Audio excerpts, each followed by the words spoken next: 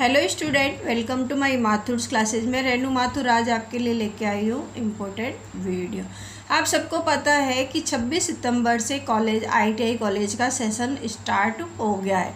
तो जिन्होंने नया एडमिशन लिया है, जिन विद्यार्थियों ने न्यू एडमिशन लिए हैं, उन सभी के लिए ये है कुछ ध्यान रखने योग्य बातें हैं जो आप पूरी वीडियो को अच्छे से देखिए।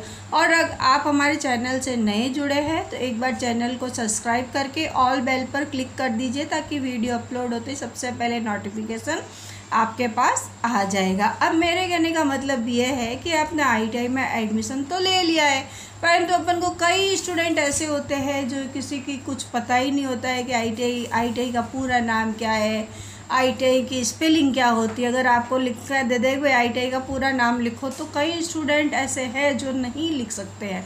तो मैं आपको इम्पोर्टेंट कुछ बातें हैं जो बता रही हूँ। आईटीआई के अंदर आपने एडमिशन ले लिया है तो एससीवीटी का कोर्स है या एनसीवीटी का कोर्स है, इसको कोर्स को क्या कहते हैं और इसमें कौन कौन से सब्जेक्ट्स होते हैं, तो ये आज अपन पूरी वीडियो को पूरी आप देखिए। तो सबसे पहले मैं आपको बताना चाहती हूँ आईटीआई लिखा है। आईटीआई का पूरा नाम है इंडस्ट्रियल ट्रेनिंग इंस्टीट्यूट। इंडस्ट्रियल यानी कि औद्योगिक प्रशिक्षण संस्थान। नाम से ही पता चलता है कि औद्योगिक प्रशिक्षण संस्थान है। ये कोई स्कूल नहीं है और न ही ये कोई कॉलेज है।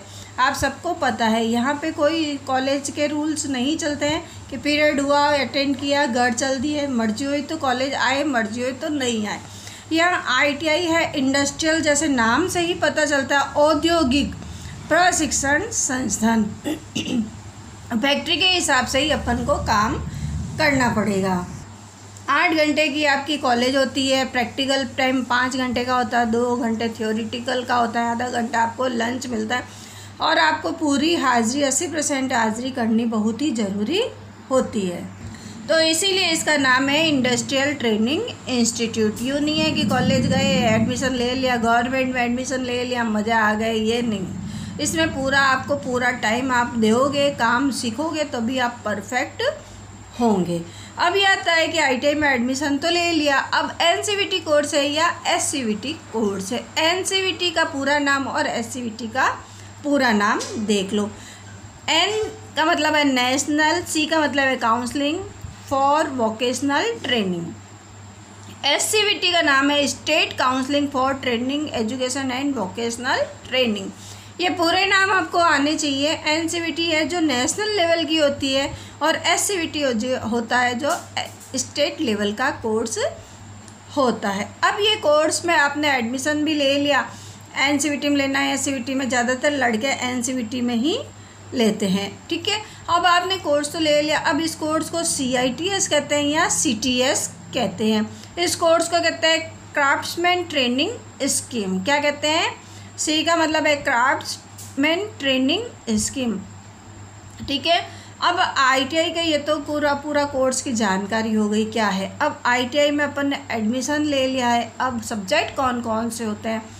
कोई स्कूल तो नहीं है कि एक घंटे बाद एक पीरियड चेंज होता रहता है, सोशल स्टडी का या साइंस का या हिंदी का या इंग्लिश का, या ऐसा यहाँ पे सिस्टम नहीं होता है। इसके अंदर 5 सब्जेक्ट है, 5 के नाम देखो मैंने लिख रखे हैं। पहले तो है ट्रेड प्रैक्टिकल। अब आईटीआई के अंदर सब्जेक्ट्स लेते हैं तो उन सब्जेक्ट्स को ट्रेड्स कहते हैं। Electrician, fitter, wireman, welder, diesel, इन सबको सब्जेक्ट को अपन कहते हैं ट्रेड्स। क्या कहते हैं? ट्रेड्स, ठीक है। तो सबसे पहले तो आता है ट्रेड प्रैक्टिकल। प्रैक्टिकल्स होता है 5 घंटे, आपका डेली का 5 घंटे का प्रैक्टिकल होता है। फिर आता है ट्रेड थ्योरी। अब जो प्रैक्टिकल किया है उससे पहले थ्योरेटिकल नॉलेज होना चाहिए कि किसको क्या कहते हैं, ये क्या काम आता है, क्या है। थ्योरेटिकल होगा तो पहले थ्योरिटी पर होगा, फिर प्रैक्टिकल होगा। ये सप्ताह में 2 दिन या 3 दिन 2-2 घंटे का पीरियड होता है और प्रैक्टिकल है जो डेली का प्रैक्टिकल होगा। फिर तीसरा सब्जेक्ट आता है इंजीनियरिंग ड्राइंग। इंजीनियरिंग ड्राइंग आपके लिए नया सब्जेक्ट है क्योंकि आपने ड्राइंग कभी बनाई नहीं है। जैसे स्कूलों में ड्राइंग होती है वो अलग होती है, यहाँ पे नाम से ही पता चल रहा है इंजीनियरिंग ड्राइंग। इंजीनियरिंग ड्राइंग होगा, उसको शॉर्ट में कहते हैं ED, इंजीनियरिंग ड्राइंग। तो इनके स्पेलिंग्स भी आप ज़रूर याद रखना क्योंकि अगर आपको पूरा सब्जेक्ट का नाम लिखना पड़े तो आप नहीं लिख पाते हैं, तो इसलिए पूरी स्पेलिंग सहित लिखना आप इंजीनियरिंग ड्राइंग। चौथा सब्जेक्ट आता है वर्कशॉप कैलकुलेशन एंड साइंस। चौथा सब्जेक्ट क्या है? Workshop calculation and science. ये एक सब्जेक्ट है, इसके अंदर साइंस भी पढ़ेंगे और कैलकुलेशन यानी कि गणित के क्वेश्चंस भी होंगे। पांचवा सब्जेक्ट आता है employability skill, ES employability skill.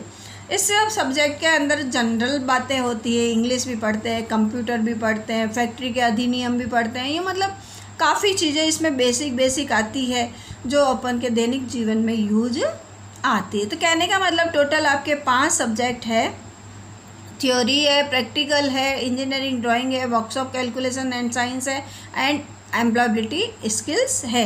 इनका सब वीक में एक पीरियड आता है इनका सबका, और इनका जो वीक में 2 या 3 पीरियड आता है, और ये प्रैक्टिकल डेली का चलेगा। अब आपने कोर्स में एडमिशन भी ले लिया, आप कोई भी क्लास के हो तो आपके सब्जेक्ट्स ये होंगे इंजीनियरिंग ट्रेड्स के लिए।